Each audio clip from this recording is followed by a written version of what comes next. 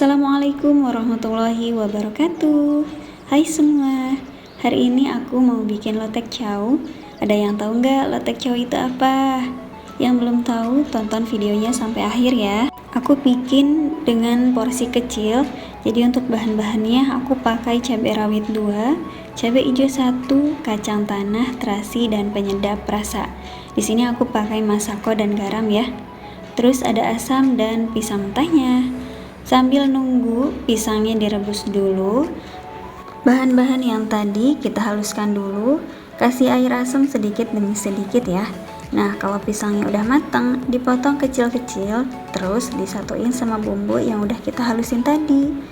Tara, lotek chow ala Wis udah jadi. Selamat mencoba.